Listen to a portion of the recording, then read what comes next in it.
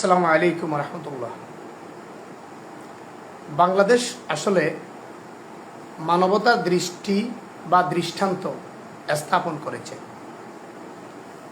প্রায় 12-13 লক্ষ রোহিঙ্গাকে আশ্রয় দিয়েছে। এটি মানবতার দৃষ্টিকোণ থেকে বিশাল একটি বিষয়।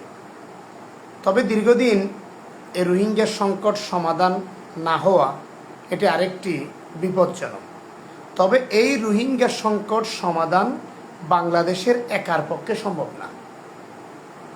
আন্তর্জাতিক দিক থেকে সকলের আন্তরিকতায় আন্তর্জাতিকভাবে রোহিঙ্গা সংকট সমাধান করতে চাইলে দ্রুত এই সংকট সমাধান সম্ভব।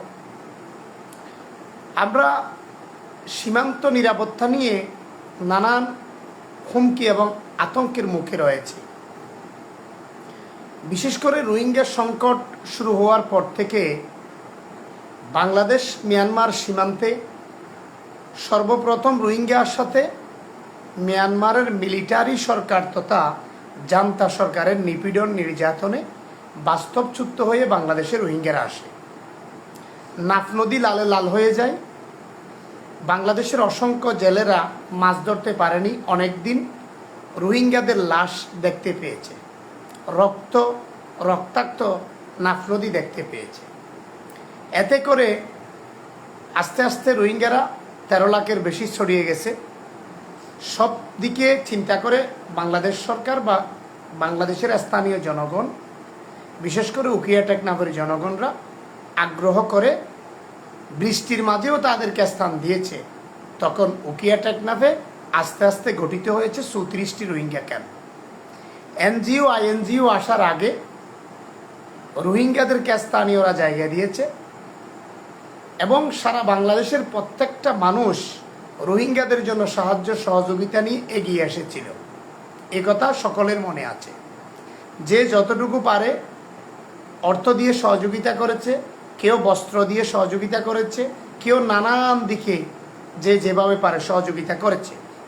তখন রোহিঙ্গা 12 লাখ রোহিঙ্গা খাবে কি, পানি কফাবে কোথায়? স্থানীয় মানুষের উদ্যোগে সারা বাংলাদেশের মানুষরা নিজেরা টিউবওয়েল এনে টিউবওয়েল বসিয়ে দিয়েছিল। প্রত্যেকটি জায়গায় টিউবওয়েল বসিয়ে তাদের পানির ব্যবস্থা করে খাদ্যের ব্যবস্থা করে দিয়েছিল। পরবর্তীতে বাংলাদেশের সাংবাদিক অর্থাৎ টেলিভিশন, পত্রিকা, অনলাইন, ইউটিউব, বাংলাদেশের সকল সাংবাদিকের ভূমিকা রয়েছে অসংখ্য। বাংলাদেশের সাংবাদিকরা রোহিঙ্গাদের অসহায়ত্ব প্রকাশ করেছে। রোহিঙ্গাদের জনজীবন, দুর্বিশ্ব জীবন, তাদের দুঃখের কাহিনী, তাদের যন্ত্রণা, তাদের নিপীড়নের কথা, তারা নির্যাতন নিপীড়ন হয়ে বাংলাদেশে এসে যে মিডিয়ার সামনে কথাগুলো প্রকাশ করেছে, মিডিয়া তা দ্রুত প্রচার করেছে। তাদের হত্যাকাণ্ড, তাদের নিপীড়ন, তাদের মা বাবাকে ফুড়িয়ে মারা, তাদের ঘরবাড়ি জ্বালিয়ে দেওয়া, অসংখ্য ভিডিও চিত্র এবং তাদের মুখের ভাষা বাংলাদেশের সাংবাদিকরা সংগ্রহ করেছিল। সংগ্রহ করার পরে সেটি দ্রুত সারা বিশ্বে ছড়িয়ে দিয়েছিল, প্রচার করেছিল। যখন বাংলাদেশের সাংবাদিকরা তা প্রচার করে, স্থানীয় সাংবাদিকরা প্রচার করে, তখন আন্তর্জাতিক মহল রোহিঙ্গাদের এই বিষয়গুলো দেখতে পায়। তখন এনজিও আইএনজিও আস্তে আস্তে সারা বিশ্ব থেকে তাদের জন্য সহযোগিতা নিয়ে বাংলাদেশে আসে। এভাবে 140টারও বেশি বা 140টির বেশি এনজিও আইএনজিও বাংলাদেশে কাজ করেছে রোহিঙ্গাদেরকে নিয়ে। রোহিঙ্গা কিন্তু 9 বছর পেরিয়ে গেছে, এখনও রোহিঙ্গার সংকট সমাধান হচ্ছে না। অন্যদিকে সীমান্তে অস্থিরতা বেড়েছে। আজকের এই দিনেও মাইন বিস্ফোরিত হয়ে একটা ছেলে মারা গেছে, যার বয়স হবে 12 থেকে 13 বছর। সীমান্তের 22পাড়ি, বান্দরবন জেলার নাইক্ষ্যংছড়ি উপজেলার গুন্দুম ইউনিয়নের 22পাড়ি গ্রামের বাসিন্দা একটা মৃ জনগোষ্ঠীর ছোট বাচ্চা মায়ের সাথে জুম খেতে গেছে।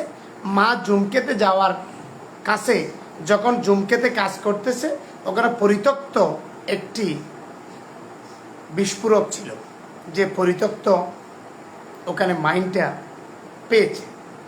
যখন দেখলো মর্টার শেল, পরিত্যক্ত সেই মর্টার শেল হাতে নিয়ে বাচ্চাটা খেলতেছে স্থানীয়দের তথ্য মতে জুমকেতে কাজ করা তারা মনে করলে এটা একটা পরিত্যক্ত কি জিনিস তারা তা অনুধাবন করতে পারেনি। তখন ছোট বাচ্চা মায়ের সাথে গেছে, মা জুমকেতে কাজ করতেছে, ছেলেটা মোটর শেল দিয়ে খেলতেছে। এক পর্যায়ে মোটর শেলটা ওখানে বিস্ফোরিত হয়ে গেছে। তখন ছোট বাচ্চাটির শরীর ক্ষত বিক্ষত হয়ে গেছে, ঘটনাস্থলে বাচ্চাটি মারা গেছে। এর মধ্যে আপনারা দেখেছেন কুরবানের আগে একই পরিবারের 3 জন স্বাস্থ্য ভাই জাড়াতো ভাই, তার মধ্যে একজন চাকমা, 2 জন তঞ্চঙ্গা, সীমান্তের বাসিন্দা, বাংলাদেশের তঞ্চঙ্গা চাকমা, 3 জন মাইন বিস্ফোরিত হয়ে মারা গেছে। তারা কলা কাটতে গিয়েছিল, কলা কাটতে বা তাদের কলা সংগ্রহ করতে গিয়েছে। যেহেতু সীমান্তবর্তী এলাকায় তাদের বসবাস, সীমান্তের পাশে যে পাহাড়গুলা, সে পাহাড়ে তারা জুমকেত করে চলে। সেই জুমকেত এবং কলা কাটতে গিয়ে মাইন বিস্ফোরিত হয়ে তারা নিহত হয়েছে। এই মাইনগুলা কারা পুঁতে রাখতেছে? মাইন বিস্ফোরণ কিভাবে বন্ধ করা যায়, এটি আন্তর্জাতিকভাবে সকলের উদ্যোগ নেওয়া খুবই জরুরি।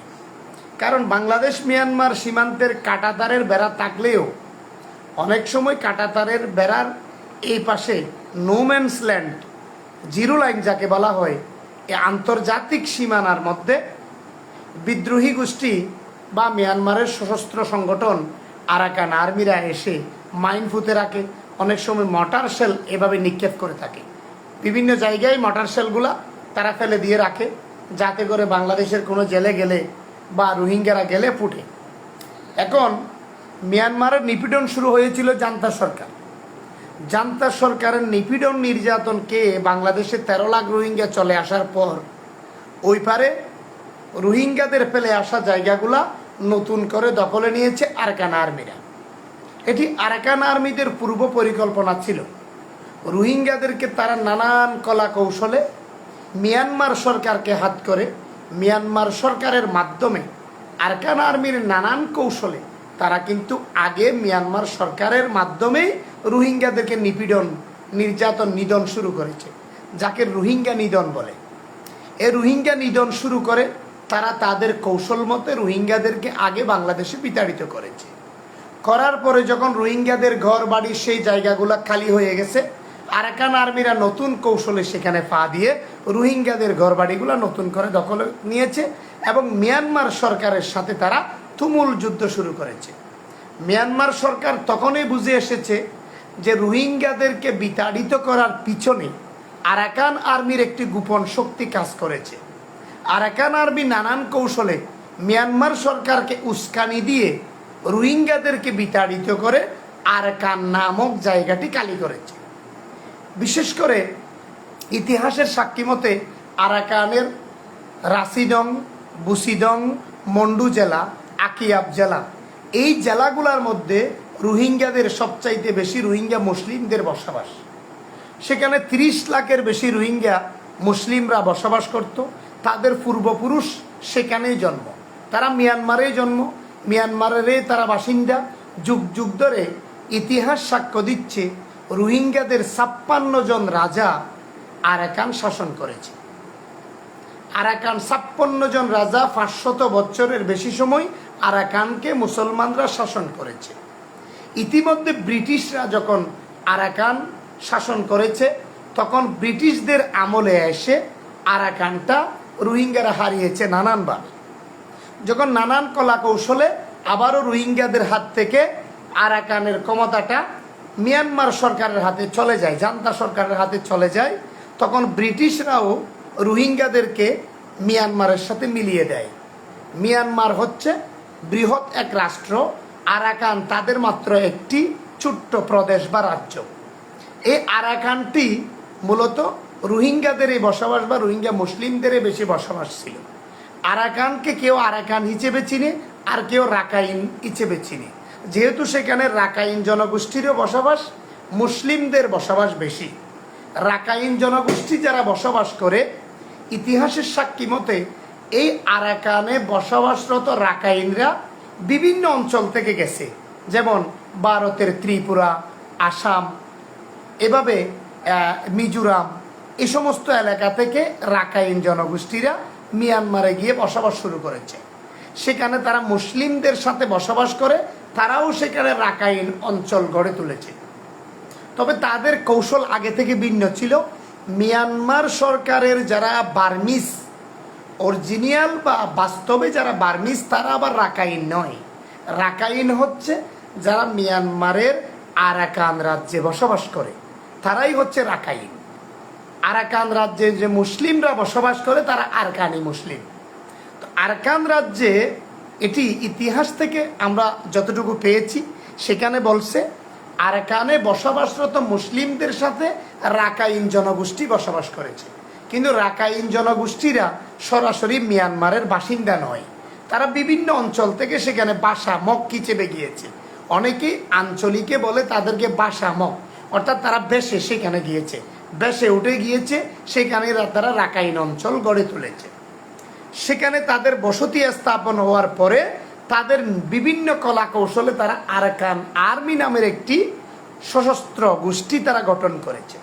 সেই সশস্ত্র গোষ্ঠীর একটাই লক্ষ্য উদ্দেশ্য রোহিঙ্গা নিধন, রোহিঙ্গা নিপীড়ন, রোহিঙ্গাদেরকে সেখান থেকে বিতাড়িত করে সেই জায়গাটা খালি করে তারাই সেই জায়গার আধিপত্য বিস্তার করবে, তারাই সেই রাজ্য গঠন করবে, তারাই সেখানে থাকবে, অর্থাৎ মুসলিমদেরকে বাংলাদেশে বিতাড়িত করবে। সেই হিসেবে বিগত 100 বছরের বেশি সময় রোহিঙ্গাদেরকে নিপীড়ন করে বারবার বাংলাদেশে পাঠায়। যেসব রোহিঙ্গা পর্যন্ত নিপীড়ন হয়েছে, নিপীড়িত সব রোহিঙ্গারা শুধু বাংলাদেশে এসেছে, আর কোনো রাষ্ট্রে বেশি রোহিঙ্গা যায়নি। ভারতে কোনো বেশি রোহিঙ্গা নেই, বা পার্শ্ববর্তী নেপালেও নেই, ওদিকে চীনেও নেই। শুধুমাত্র বাংলাদেশেই সবচাইতে বেশি রোহিঙ্গারা পালিয়ে আসে, কারণ বাংলাদেশের সাথে মিয়ানমারের সীমান্ত, আর মিয়ানমার সীমান্তের ওই পারে হচ্ছে আরাকান। সে আরাকানেই সবচাইতে বেশি রোহিঙ্গা মুসলিমদের বসবাস। যখন রোহিঙ্গা মুসলিমদেরকে নিপীড়ন শুরু করে, তারা তারপরে নাফ নদী পেরিয়ে বাংলাদেশে চলে আসে। স্থল সীমানা যেটি গুন্দুম, তুম্বুরু, এই স্থল সীমানা দিয়ে হেঁটে তারা বাংলাদেশে পার হয়ে চলে আসে যুগ যুগ ধরে। এই সংকটের সমাধান আন্তর্জাতিকভাবে করা সম্ভব। বাংলাদেশ একার পক্ষে রোহিঙ্গা সংকট সমাধান করা কখনো সম্ভব নয়। এই রোহিঙ্গা সংকট সমাধান করতে হলে আন্তর্জাতিকভাবে সকলের একটি আগ্রহ থাকতে হবে, উদ্যোগ থাকতে হবে। বাংলাদেশ একটি ছোট রাষ্ট্র, আমরা সেই রাষ্ট্রে বসবাস করি, আমাদের এই রাষ্ট্রে আমাদের জন্মস্থান, আমরা এই রাষ্ট্রের নাগরিক। আমাদের এই রাষ্ট্রে যে 12-13 লক্ষ রোহিঙ্গারা বসবাস করে, এটি বাংলাদেশের জন্য একটি বৃহৎ বোঝা হয়ে দাঁড়িয়েছে। তো রোহিঙ্গা সংকট সমাধান অত্যন্ত জরুরি, কারণ রোহিঙ্গা সংকট সমাধান না হলে এখানে কি কি ঘটনা ঘটে যাচ্ছে সেই জিনিসগুলোর দিকে একটু নজর দিই। এখন রোহিঙ্গাদেরকে যদি সহজে ফেরত পাঠানো না যায়, রোহিঙ্গারা যে ফেরত পাঠাবে সেই নিশ্চয়তা যদি বাঙালিরা না পায়, তাহলে আমরা যেমন শঙ্কায় রয়েছি, পাশাপাশি রোহিঙ্গাদের জনগোষ্ঠীগুলোও বেড়ে চলছে। এখন রোহিঙ্গাদের প্রতিটি ছেলেদের বিয়ে হচ্ছে, তাদের থেকে বাচ্চা জন্ম নিচ্ছে, তাদের মেয়েদেরকে বিয়ে দিচ্ছে, তাদেরও বাচ্চা জন্ম নিচ্ছে। দিন দিন তাদের প্রজন্মের পর প্রজন্ম বেড়ে চলছে। তো এত বড় প্রজন্ম কোথায় গিয়ে দাঁড়াবে? তখন দেখা যাবে বাংলাদেশের 64 জেলায় প্রত্যেকটি জেলায় রোহিঙ্গাদের বসবাস হয়ে যাবে। কারণ রোহিঙ্গা ক্যাম্প সংকট একটি জায়গা, সেখানে কোনো জায়গা বাড়াই দেওয়া হচ্ছে না, কিন্তু রোহিঙ্গারা তো বৃদ্ধি পাচ্ছে, রোহিঙ্গাদের জন্মের হার বৃদ্ধি পাচ্ছে, তাদের বিয়ের হার বৃদ্ধি পাচ্ছে, তাদের ছেলেবেলের প্রজন্ম বাড়তেছে। কিন্তু প্রজন্ম বাড়ানোর কারণে তারা এত বড় প্রজন্ম কিভাবে ক্যাম্পে থাকবে? এখান থেকে কেউ কেউ ক্যাম্প ছেড়ে পালিয়ে বাংলাদেশের বিভিন্ন জেলায় চলে যাচ্ছে। তাহলে বাংলাদেশের বিভিন্ন জেলায় চলে যাওয়ার কারণে রোহিঙ্গারা বাংলাদেশের বিভিন্ন জেলায় মিশে যাচ্ছে। তাতে করে আমাদের দেশে অপরাধ বাড়তেছে। যেমন রোহিঙ্গারা বিভিন্ন জেলায় চলে যাওয়ার কারণে, তারা যেহেতু বাংলাদেশের স্থায়ী বাসিন্দা নয়, এখানে রোহিঙ্গাদের মধ্যে ভালোও আছে, খারাপও আছে। অধিকাংশ যুবকরা মাদকের সাথে জড়িয়ে গেছে। তারা বাংলাদেশের বিভিন্ন জেলায় গিয়ে মাদক নিয়ে যাচ্ছে, মাদক বিক্রি করছে, সীমান্ত থেকে তারা মাদক নিয়ে আসতেছে। এখন রোহিঙ্গা সংকট সমাধান কিভাবে করবে সেই প্রশ্নের উত্তর স্থানীয়দেরকে সরকারেরই দিতে হবে। কারণ এই রাষ্ট্র চালায় সরকার, সরকারেই জনগণের উত্তরসূরি এবং সরকারে একটি রাষ্ট্রর চালিত শক্তি, সরকারেই স্থানীয়দের প্রশ্নের উত্তর দেবে। এই রোহিঙ্গা সংকট কবে সমাধান হবে? যুগ যুগ ধরে কি রোহিঙ্গা সংকট সমাধান হবে না? কিয়া টেকনাফের মানুষ তথা বাংলাদেশের মানুষ কি রোহিঙ্গা সংকট কবে সমাধান হবে সে উত্তর কি আমরা পেতে পারবো না? এটাই আমাদের এখন কাম্য। আমরা সরকারের কাছে চাই রোহিঙ্গা সংকট সমাধান করতে দ্রুত সময়ে বিশ্বের সাথে আলোচনা করে আন্তর্জাতিক রাজনৈতিকের সাথে বসে আন্তর্জাতিক অঙ্গনে রোহিঙ্গাদের কথা তুলে ধরে রোহিঙ্গা সংকট সমাধানের দিকে এগিয়ে যেতে হবে। কারণ রোহিঙ্গা সংকট সমাধান কখনো বাংলাদেশের একার পক্ষে সম্ভব নয়। এই সংকট সমাধানে আন্তর্জাতিক মহল বাংলাদেশকে সহযোগিতা করতে হবে। আর এই সংকট সমাধান না হলে বাংলাদেশে চুরি, ডাকাতি, খুন, অপহরণ দিন দিন বাড়বে এবং বেড়েই চলছে। বিগত রোহিঙ্গা আসার ৯ বছরে বিভিন্ন নিউজের তথ্য মতে আপনারা দেখেন প্রায় ১,০০০-এরও বেশি অপহরণ হয়েছে। তার মধ্যে অপহরণ করে ১০০-এরও বেশি অপহরণ করে মেরে ফেলেছে। টাকা পয়সা নিয়ে, মুক্তিপণ নিয়ে, তারপরেও তাদেরকে ছেড়ে দেয়নি। এভাবে প্রতিদিন মুক্তিপণ নিচ্ছে, অপহরণ বাণিজ্য বাড়তেছে। এই অপহরণ করতেছে রোহিঙ্গা যুবকরা। রোহিঙ্গা যুবকদের একটি সিন্ডিকেট তৈরি হয়ে গেছে। এই সিন্ডিকেটরা একটাই পথ বেছে নিয়েছে, অপহরণ। তারা বাংলাদেশের বিভিন্ন জায়গা চিনে, যেমন আমাদের ফানসরা ডালা, কক্সবাজারে যাওয়ার পথে মরিচ্চা পার হয়ে যে ফানসরা ডালা আছে সেই ডালার পাহাড়ের ভিতরে নিয়ে গিয়ে তারা অপহরণ করে রেখে সেখানে রেখে মুক্তিপণ আদায় করার কথা আমরা বিভিন্ন ভিকটিমদের মুখে শুনেছি। যেখানে এক পাশে সেনাবাহিনীর ক্যান্টনমেন্ট রয়েছে, অপহরণকারীরা সেনাবাহিনীর ক্যান্টনমেন্ট থাকা সত্ত্বেও তারা ভয় পাচ্ছে না, তারা পশ্চিম পাশের পাহাড়ের ভিতরে নিয়ে যাচ্ছে। আমাদের কয়েকটা ভিকটিম সরাসরি অপহরণ থেকে মুক্তিপণ দিয়ে মুক্তি হয়ে আসার পরে ক্যামেরার সামনে আমাদেরকে বলেছে যে রোহিঙ্গা ক্যাম্প থেকে তাদেরকে অপহরণ করে নিয়েছে নানান কৌশলে। অপহরণ করে নিয়ে ফানসরা ঢালার ভিতর ঢুকিয়েছে, কাউকে কক্সবাজার সরকারি কলেজের পিছনে যে পাহাড়গুলো আছে সেখানে তাদেরকে নিয়ে গিয়েছে। সেখানে তাদেরকে বেঁধে অসংখ্য শারীরিক নির্যাতন করে, তাদের পরিবারে ছবি ভিডিও পাঠিয়ে তাদের থেকে মুক্তিপণ দাবি করে সেই মুক্তিপণের টাকা বিকাশে নিয়ে তারপরে তাদেরকে ছেড়েছে। আর কিছু কিছু অপহরণ করে শাপলাপুর, ওই যে টেকনাফের শাপলাপুর যে পাহাড়ে নিয়ে গেছে, কেউ কে মনকালির পাহাড়ে নিয়ে গেছে। এভাবে টেকনাফের নানান পাহাড়ে, মুসনি ক্যাম্পের পিছনে পাহাড়ে অপহরণ করে নিয়ে গেছে। কিছু কিছু র্যাব, পুলিশ, আইন শৃঙ্খলা বাহিনীরা উদ্ধার করেছে। অনেক মানব পাচারকারীদেরকেও গ্রেফতার করেছে। এখন রোহিঙ্গা ক্যাম্পে অসংখ্য রোহিঙ্গাদের জন্মের হার বাড়ানোর কারণে রোহিঙ্গারা যখন সংকটাপন্ন অবস্থায় রয়েছে, একটা পরিবার রোহিঙ্গাদের বাড়ি হচ্ছে 12 হাত বা 13 হাতের একটি বাড়ি। তাদের একটি ছেলে বিয়ে করলে তাদের 2টি বাচ্চা জন্ম নিচ্ছে, সে বাচ্চা কোথায় থাকবে? তাদের মা বাবা কোথায় থাকবে? আর যে বিয়ে করেছে তার মা বাবা কোথায় থাকবে? সে কারণে ছোট বাড়িতে তারা থাকতে না পেরে অনেকে মালয়েশিয়াগামী হয়ে মানব পাচারকারীদের হাত ধরে চলে যাচ্ছে সমুদ্রপথে মালয়েশিয়া। যাওয়ার পথে সমুদ্রপথে বা আন্দামান সাগরে তারা মারা যাচ্ছে। আন্দামান সাগরে গিয়ে তারা বুডডুবিতে অনেক রোহিঙ্গা মারা গেছে। যখন রোহিঙ্গাদের এই দুরবস্থা, ক্যাম্পের মধ্যে অতিরিক্ত রোহিঙ্গা বাড়ার কারণে অপরাধ বাড়তেছে, কোনো কাজ নেই, রোহিঙ্গা যুবকরা বেকার। এ বেকার যুবকদের কারণে মাদকের হার বেড়ে গেছে। সীমান্ত পেরিয়ে আরাকান আর্মির মাধ্যমে বা মিয়ানমারের জান্তা সরকারের মাধ্যমে একসময় রোহিঙ্গা যুবকরা বাংলাদেশে মাদক এনেছে।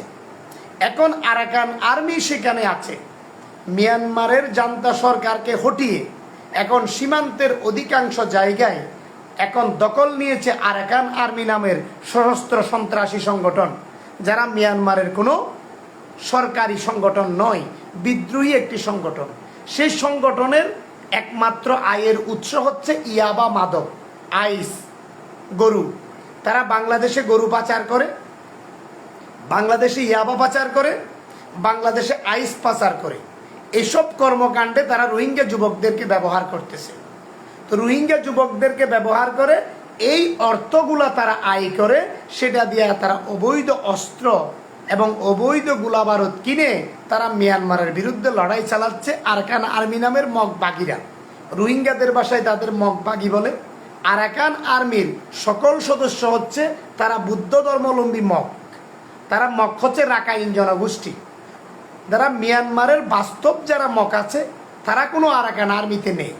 আরাকান আর্মির বিশ্লেষণ অনুসারে দেখবেন রাখাইন জনগোষ্ঠী যারা ত্রিপুরা, আসাম, ভারত, মিজোরাম এই সমস্ত জায়গা থেকে মিয়ানমারে রোহিঙ্গাদের অঞ্চলে গিয়ে যারা শক্তি অর্জন করেছে, এই বিদ্রোহী গোষ্ঠীটার নাম হচ্ছে আরাকান আর্মি।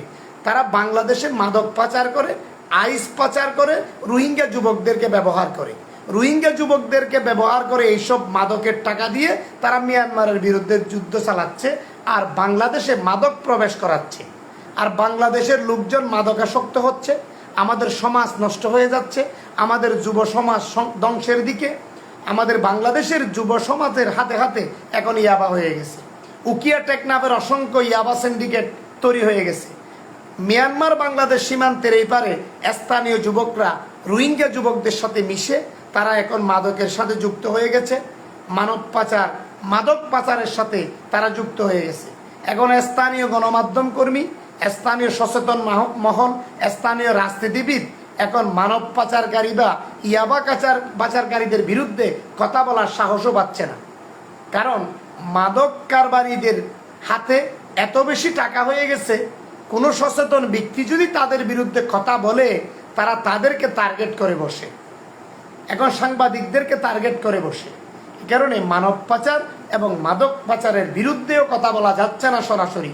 এরকম কুণ্ঠাসা করে ফেলছে মাদকের টাকায় সচেতন মহলকে। এসবগুলা হচ্ছে একমাত্র রোহিঙ্গা সংকট সমাধান না হওয়ার কারণে এই সংকটগুলা তৈরি হচ্ছে। মাদক আসতেছে, আইস আসতেছে, গর্জনিয়া লেবুচুরি দিয়ে গরু আসতেছে, বাইশপাড়ি সীমান্ত দিয়ে গরু আসতেছে, গর্জবনিয়া দিয়ে গরু আসতেছে। এভাবে সীমান্তের নানান অঞ্চল, লামা, আলীকদম, থানসি, রেমাক্রি এই জায়গাগুলা দিয়া নানানভাবে বাংলাদেশে অবৈধ গরু পার হচ্ছে। এবং আরাকান আর্মির যে সদস্যগুলা রয়েছে তার মধ্যে কাকড়াছড়ি, রাঙ্গামাটি, বান্দরবনের বিভিন্ন মগ জনগোষ্ঠীদের কাছ থেকে আবার আরাকান আর্মিতে অনেক যুবকরা আরাকান আর্মিতে যুক্ত হয়েছে। ইতিপূর্বে বাংলাদেশ বর্ডার গার্ড, বিজিবি এবং বাংলাদেশের আইন শৃঙ্খলা বাহিনী গোয়েন্দা তৎপরতার কারণে আরাকান আর্মির অনেক সদস্য গ্রেপ্তার হয়েছে। তাদের গ্রেফতারের পরে যখন তাদের তথ্য যাচাই করতে গেছে তখন দেখা গেছে তারা কাকড়াছড়ির লোক, তারা বান্দরবনের লোক, তারা হচ্ছে সোনাইছড়ি, নাইক্যমছড়ির লোক, কিন্তু তারা হচ্ছে রাখাইন জনগোষ্ঠী অথবা তঞ্চঙ্গা অথবা চাকমা অথবা মারমা। এই জনগোষ্ঠীর মাঝে তাদের যুবকরা আরাকান আর্মিতে যুক্ত হয়েছে। আরাকান আর্মির প্ল্যান হচ্ছে রোহিঙ্গারা যাতে বাংলাদেশ থেকে আর সেখানে ফিরিয়ে যেতে না পারে।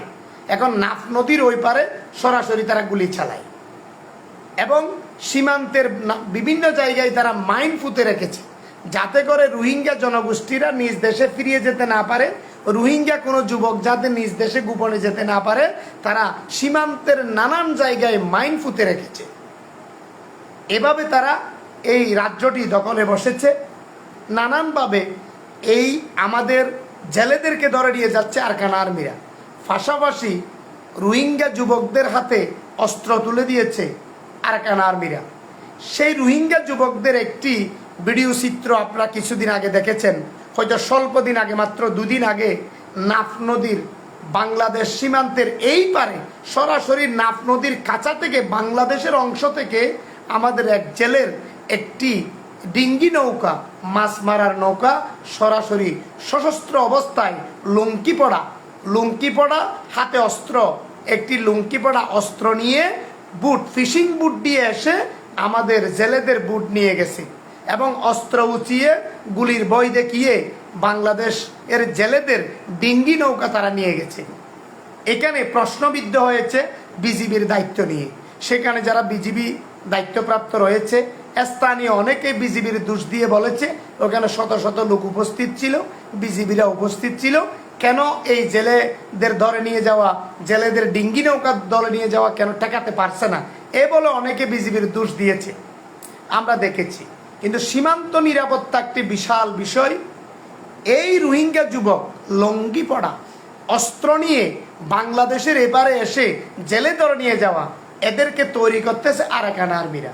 আরাকান আর্মিরা এইসব রোহিঙ্গা যুবকদের হাতে অস্ত্র তুলে দিয়ে মাদক পাচার করতেছে, ইয়াবা মাদক পাচার করতেছে, পাশাপাশি অস্ত্র তুলে দিয়ে আমাদের দিকে আঘাত করার জন্য তারা বসে আছে।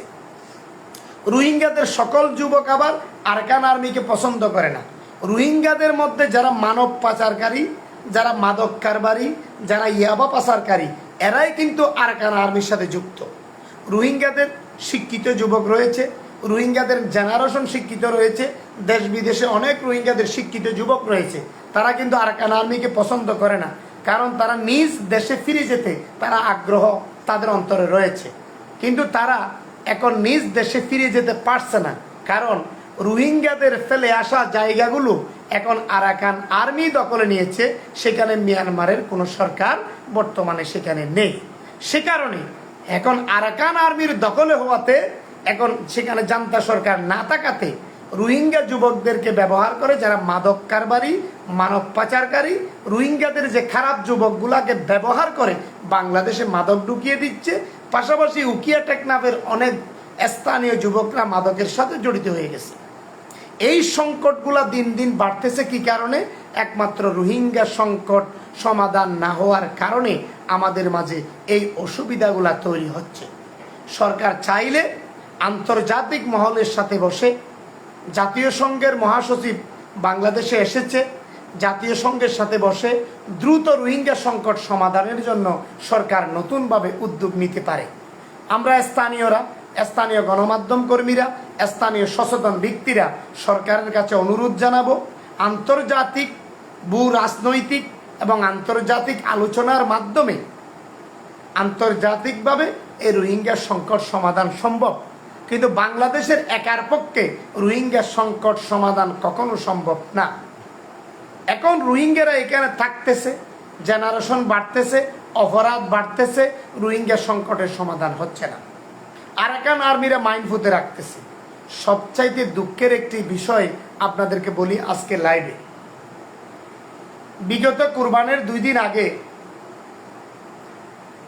বালুকিয়া অর্থাৎ নাইক্ষ্যংছড়ি উপজেলার গুন্দুম ইউনিয়নের বাল্লুককায়া, ওইটা আঞ্চলিকে বলে বাল্লুককায়া, বাংলা লিখার মধ্যে বালুকিয়া, বাল্লুককায়া তথা বালুকিয়ার 2 জন তঞ্চঙ্গা, 1 জন চাকমা মাইন বিস্ফোরিত হয়ে মারা যাওয়ার পরে আমরা নিউজ সংগ্রহ করার জন্য সেখানে গিয়েছি।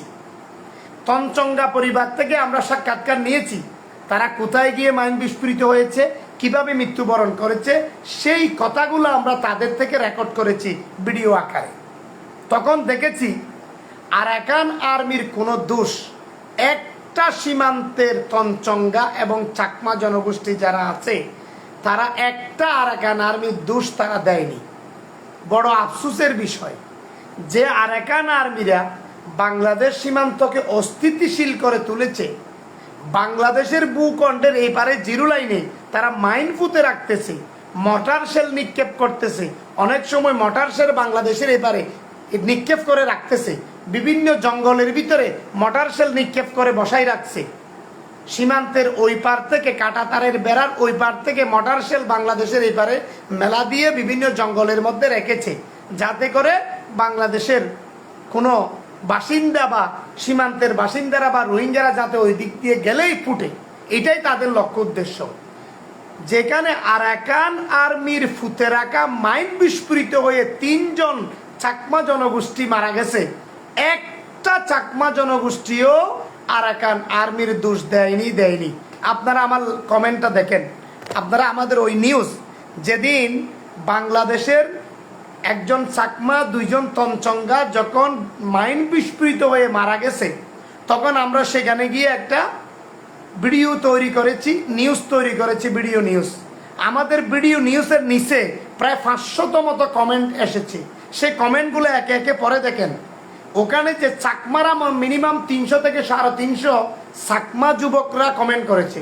একটা চাকমা যুবকও আমাদের বাংলাদেশের বিরুদ্ধে লেখা ছাড়া পক্ষে কেউ লেখেনি।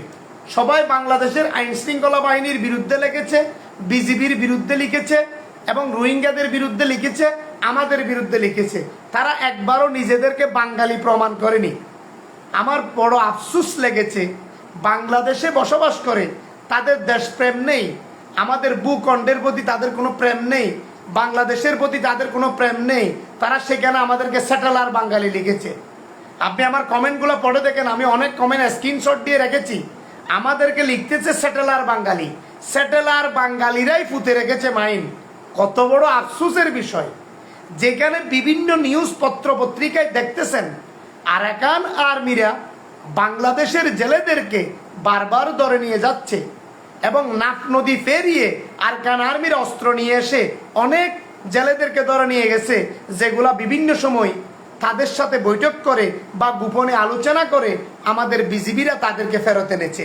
বাংলাদেশের জেলেদেরকে ধরে নিয়ে গেছে আরাকান আর্মি, এরকম অসংখ্য নিউজ আপনারা টেলিভিশনে দেখেছেন।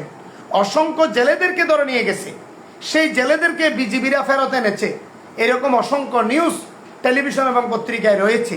এরপরেও বাংলাদেশের সোনাইছড়ি, নাইক্ষ্যংছড়ি উপজেলার সোনাইছড়ি, বান্দরবন, কাকড়াছড়ি, রাঙ্গামাটি, আলীকদম, তানসি, এই সমস্ত এলাকায় যে রাখাইন জনগোষ্ঠী যারা বসবাস করে, তমচঙ্গা, চাকমা যারা বসবাস করে, আমি বড় ধরনের আফসোস হয়েছি।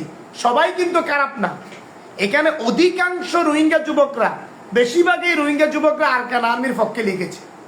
সরাসরি আরাকান আর্মিকে তারা সাপোর্ট দেয়। এ বাইশারিতে, নাইক্ষ্যংছড়ির বাইশারিতে বসবাসরত অনেক চাকমা লোক, অনেক ওখানে মগ জনগোষ্ঠী বসবাস করে। আমি অনেককে সরাসরি চিনি, সরাসরি তাদের নামও জানি। তারা সরাসরি আরাকান আর্মিকে সাপোর্ট করে যাচ্ছে, আরাকান আর্মিকে মদত দিয়ে যাচ্ছে, আরাকান আর্মির পক্ষে কলম দিয়ে লিখে যাচ্ছে। কত বড় আফসোসের বিষয়। তারা বসবাস করে বাংলাদেশে, তাদের বাংলাদেশের আইডি কার্ড, তারা বাংলাদেশের বাসিন্দা, বাংলাদেশের ন্যাশনাল আইডি কার্ড থাকা সত্ত্বেও তারা আমাদেরকে বলতেছে সেটেলার বাঙালি, সেটেলার বাঙালি। অধিকাংশ শব্দে লিখেছে।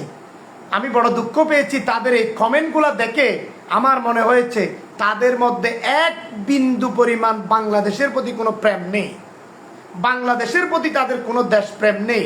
এটা স্পষ্ট তাদের লেখা থেকে প্রকাশ হয়েছে। বাংলাদেশে অনেক চাকমা মারমারা, বাংলাদেশে ম্যাজিস্ট্রেট আছে, অনেকে উকিল আছে, অনেকে জজ আছে। আপনারা দেখেন তাদের মধ্যেও পুরোপুরি বাংলাদেশের প্রেম পাবেন না। বাংলাদেশের প্রতি 10% লোকের বাংলাদেশের প্রতি প্রেম পাবেন, আর অধিকাংশ লোকের প্রেম হচ্ছে বর্মার প্রতি। যারা চাকমা, মারমা, মুরং এবং বেশিরভাগই চাকমা মারমাদের, রাখাইনদের মধ্যে পাবেন। এদের দেশপ্রেম, আমাদের বাংলাদেশের প্রতি কোনো প্রেম তাদের নেই। এটা আমি বেশিরভাগ অনুধাবন করে বলতেছি। এখানে 90%, 10% দেশপ্রেম থাকতে পারে বিভিন্ন সরকারি চাকরি করার সত্ত্বে।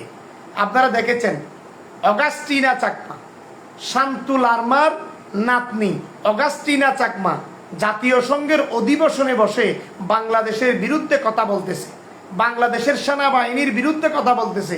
সেনাবাহিনীদেরকে সরাসরি দর্শক বলছে, সেনাবাহিনীরা তাদেরকে মারছে, ধরছে, নিপীড়ন করছে বলে সরাসরি জাতীয় সংঘের অধিবেশনে, তারা অধিবেশনে বসে বাংলাদেশের ভূখণ্ডের বিরুদ্ধে ষড়যন্ত্র করে যাচ্ছে। বিভিন্ন ভিডিওতে এটা প্রকাশিত হয়েছে। আমার দেশে লিখেছে, দেখেন আমাদের পার্বত্য নিউজে এসেছে, আমি নিজেও দেখেছি, লিখেছি, অধিকাংশ টেলিভিশনে সেটা এসেছে। এরপরে প্রিয়াশা নামের একজন নারী, সেও জাতীয় সংঘের অধিবেশনে গিয়ে সরাসরি বাংলাদেশের বিরুদ্ধে, স্পেসিফিক বাংলাদেশের বিরুদ্ধে তারা কথা বলেছে। এর মধ্যে সীমান্তে বসবাসকারী তারা তঞ্চঙ্গা, মারমা, চাকমা আছে, তারা দেখবেন আমাদের দেশের আইডি কার্ড তাদের আছে, তারা বাংলাদেশের ন্যাশনাল কার্ড তাদের আছে, কিন্তু ঠিক তারা আবার বাংলাদেশের যেমন অধিবাসী, তারা মিয়ানমারের কার্ডও আছে। তারা দেখবেন অনেক চাকমাদের কিন্তু গোপনে মিয়ানমারের সরাসরি ন্যাশনাল কার্ড রয়েছে, মিয়ানমারের বাসিন্দাদের ন্যাশনাল কার্ড রয়েছে। তাদের একটা, ওরা কিন্তু রাখাইন জনগোষ্ঠী, তারা আরাকান আর্মি তথা মিয়ানমারের বর্তমান বিদ্রোহী গোষ্ঠী মগ জনগোষ্ঠীর বিদ্রোহী গোষ্ঠীকে সরাসরি অর্থ দিয়ে সাপোর্ট করে, মেধা দিয়ে সাপোর্ট করে, সুযোগ দিয়ে সাপোর্ট করে, নেট দিয়ে সাহস করে, বাংলাদেশ থেকে মোবাইল কিনে তাদেরকে মোবাইল দিয়ে সহযোগিতা করে, বাংলাদেশের মার্কেট থেকে মোবাইল সংগ্রহ করে আরাকান আর্মিকে অসংখ্য মোবাইল তারা দিয়ে থাকে। এভাবে সীমান্তের বসবাসরত অধিকাংশ চাকমা মারমারা বাংলাদেশের প্রতি কোনো প্রেম নেই। তারা আমাদেরকে সরাসরি বাঙালি, সেটেলার বাঙালি করে, তারা তাদেরকে আদিবাসী দাবি করে। আর আমরা কি অস্থায়ী? তারা পাহাড়ের মধ্যে বসবাস করে নিজেদেরকে আদিবাসী দাবি করে। তাহলে আমরা কি?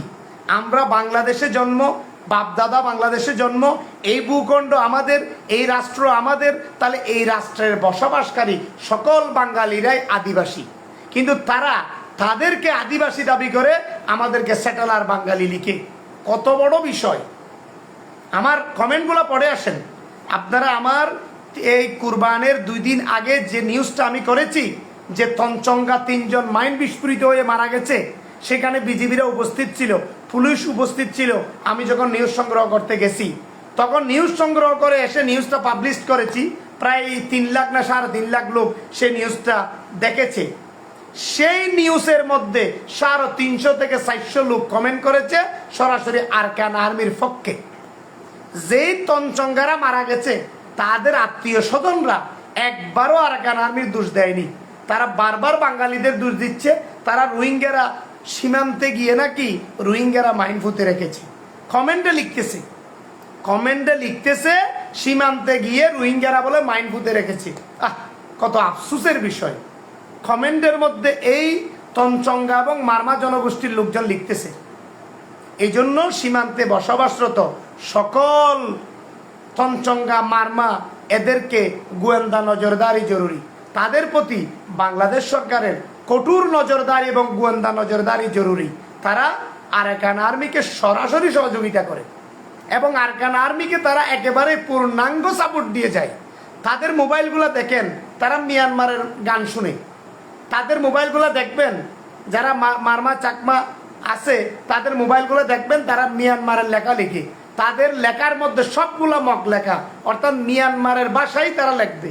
তাদের ফেসবুকগুলো দেখেন, সব মিয়ানমারের লেখা, মিয়ানমারের গান, মিয়ানমারের সংস্কৃতি, সবকিছু মিয়ানমারের সংস্কৃতি তারা কি করে লালন করে, যাতে করে তাদের উদ্দেশ্য হচ্ছে আরাকান আর্মিরা যদি রাখাইনটা পুরোপুরি দখল করতে পারে তখন তারা বাংলাদেশের দিকে নজর দেবে। কাকড়াছড়ি, রাঙ্গামাটি, বান্দরবন 3 পার্বত্য অঞ্চলকে আরাকান আর্মিরা দখল করে তারা তাদের ভূখণ্ডে যুক্ত করে তারা সেটাকে স্বাধীন করবে, এমন ঘোষণা কিন্তু তারা বিভিন্ন সময় দিয়েছে। কুকি চীন নামের একটি ন্যাশনাল ফ্রন্ট, কুকি চীন ন্যাশনাল ফ্রন্ট নামের একটি সশস্ত্র সংগঠন থানচির মধ্যে তৈরি হয়েছে। যারা থানচিতে থাকে, মিয়ানমারের পার্শ্ববর্তী বাংলাদেশের ভূখণ্ডের থানচিতে, তারা রুমাতে এদের বেশি বসবাস। রুমা অঞ্চলে এই সমস্ত কুকুচিন ন্যাশনাল ফ্রন্ট, নাতান বম, তাদের প্রধান হচ্ছে নাতন বম। এই নাতন বম্পের পরিচালিত যেই কুকিচিন, তারা কিন্তু আরাকান আর্মির সাথে আগে যুক্ত ছিল না। তারা আরাকান আর্মির সাথে তাদের ভালোবাসা দূরে। তারা কুকি জনগোষ্ঠী, তারা বম জনগোষ্ঠী। অধিকাংশ বম জনগোষ্ঠী যারা আছে তারাই হচ্ছে কুকিচিংয়ের সদস্য। তারা এখন আরাকান আর্মির সাথে যুক্ত হয়ে গেছে, আগে একসময় যুক্ত ছিল না। তারা হচ্ছে মিয়ানমার আরাকান অঞ্চল পুরোপুরি যখন তারা দখলে নিতে পারবে তখন তারা বাংলাদেশের পার্বত্য অঞ্চল দখল করবে, এই স্বপ্ন নিয়ে তারা এগিয়ে যাচ্ছে।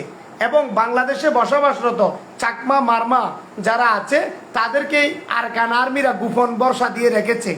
আমরা যখন পুরো আরাকান দখল করে স্বাধীনতা অর্জন করতে পারবো মিয়ানমার থেকে, তখন আমরা তোমাদেরকে আমাদের সাথে যুক্ত করে ফেলবো। তোমরা আমাদেরকে সহযোগিতা করে যাও, তোমরা আমাদেরকে পূর্ণাঙ্গ সাপোর্ট দিয়ে যাও। বাংলাদেশের ভূখণ্ডে তোমরা শান্তি পাবে না, তোমরা হচ্ছে সেটেলার বাঙালিরা তোমাদেরকে শান্তিতে থাকতে দেবে না। এভাবে কিন্তু বিভিন্ন সময় তারা বিভিন্ন ফেসবুকের কমেন্টে লেখা, আমরা অসংখ্য লেখা দেখেছি। বাংলাদেশের ভূখণ্ডে বসবাসরত জীবন তঞ্চঙ্গা, নাইক্যমচড়ির, সোনাইচড়ির এই যে গর্জবনিয়ার ওই মগ জনগোষ্ঠীর একজন লোক জীবন তঞ্চঙ্গ বাড়ি অস্ত্র AK-47 সহ আমাদের বিজিবির হাতে গ্রেফতার হয়েছে। সে আরাকান আর্মির সদস্য। আরাকান আর্মির কাছ থেকে সে অস্ত্র নিয়ে বাংলাদেশে ঢুকছে। যদি সে আরাকান আর্মির সদস্য হয়, তাহলে আরাকান আর্মির সাথে যুদ্ধ করলে সে গোপনে বাংলাদেশে তার আত্মীয় স্বজনের কাছে ঢুকতে পারত। কিন্তু সে অস্ত্র নিয়ে ঢুকতার কারণ কি? AK-47 বাড়ি অস্ত্র নিয়ে বাংলাদেশে চলে আসার কারণ কি? এটা বুঝতে হবে। কারণ আমাদের এখানে অস্থিতিশীলতা তৈরি করতে, নতুনভাবে পাহাড়ে তারা সংগঠন তৈরি করতে তারা বাড়ি অস্ত্রগুলো নিয়ে আসতেছে। এভাবে আরও বিজিবির হাতে গ্রেফতার হয়েছে আরও অস্ত্রধারীরা। ঠিক সেই অস্ত্রধারী চাকমা জনগোষ্ঠী কাকড়াছড়ির 2 জন গ্রেফতার হয়েছে। তারাও সরাসরি AK-47 অস্ত্র সহকারে নিয়ে আসছে। কেন? বাংলাদেশের ভূখণ্ডে মিয়ানমার থেকে অস্ত্র নিয়ে পালিয়ে আসা। কেন? এটা হচ্ছে বাংলাদেশের পাহাড়ি অঞ্চলে তারা নতুন করে সংগঠন করে বাংলাদেশকে অস্থিতিশীল তৈরি করতে, সীমান্ত নিরাপত্তা আরও ভেঙে দিতে তারা এই কৌশলগুলো অবলম্বন করতেছে।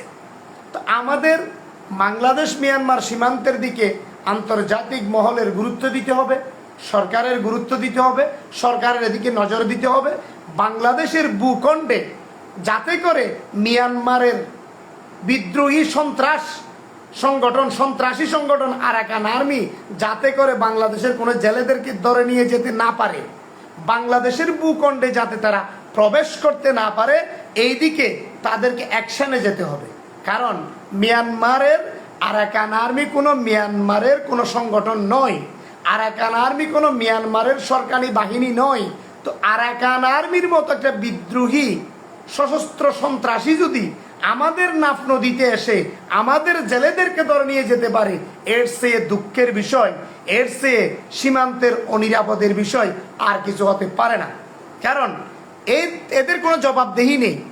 আরাকান আর্মিদেরকে যদি আমাদের সরকারিভাবে উদ্যোগ নিয়ে আরাকান আর্মির বিরুদ্ধে যদি অ্যাকশন নেওয়া হয়, তারা যদি আমাদের ভূখণ্ডে ঢুকলে তাদের বিরুদ্ধে যদি অ্যাকশনে যায়, তাহলে তাদের জবাবদেহিতা কোথাও করতে হবে বলে আমার মনে হচ্ছে না। কারণ তারা মিয়ানমারের কোনো বাহিনী নয়, তারা মিয়ানমারের সরকারি কোনো বাহিনী নয়, তারা মাত্র বিদ্রোহী, মাত্র একটা অবৈধ সংগঠন, সশস্ত্র সংগঠন মগদের। এই মগদের সংগঠন যদি বাংলাদেশের ভূখণ্ডে এসে আমাদের জেলে ধরে নিয়ে যায়, আমাদের দিকে বন্দুক চালায়, আরাকান আর্মির গুলিতে যদি নীলার একটা মেয়ে মারা যায়, সীমান্তের এই পারে গুলি আসে, তাহলে আমাদের সীমান্ত নিরাপত্তা কোথায়? এই সীমান্ত নিরাপদ করতে গিয়ে সরকারের নানান কৌশল অবলম্বন করতে আমরা অনুরোধ করব।